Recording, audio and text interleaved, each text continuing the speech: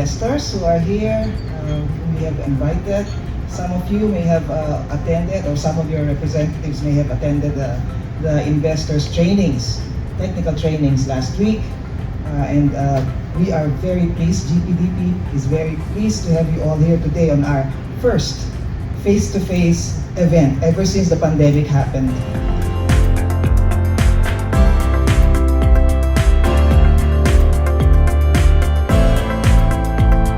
Hope that our research team's findings will prompt more discussion and interest in the development of LNG here in the Philippines now.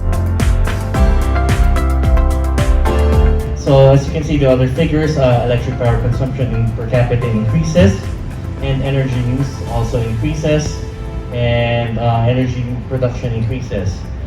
So that ratio just shows that for every GDP, every increase in GDP, there's an increase in energy, or every increase in energy consumption, there is an increase in GDP.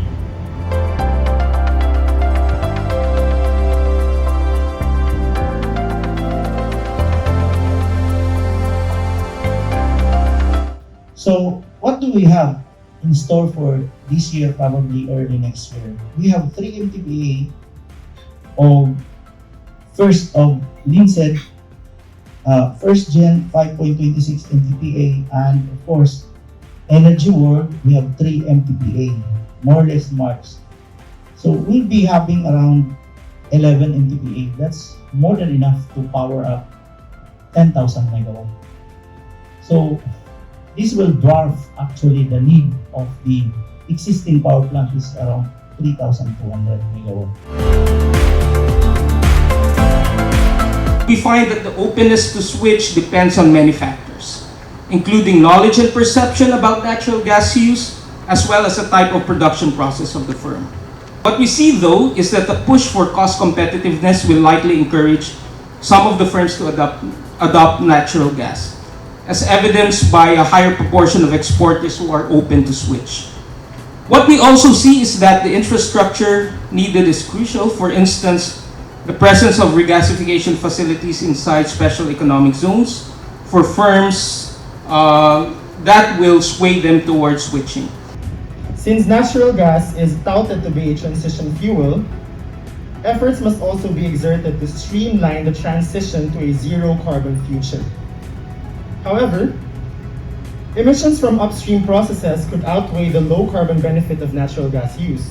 Hence, additional mitigation strategies should be implemented, such as implementing measures to increase thermal plant efficiency, adopting carbon capture and storage techniques, and promoting short distance transport.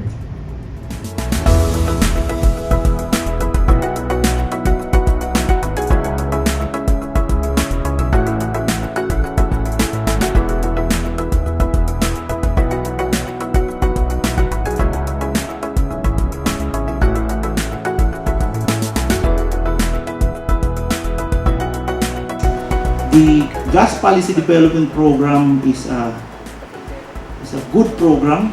I would fight for it for the third time. We want to continue this Gas Policy Development Program.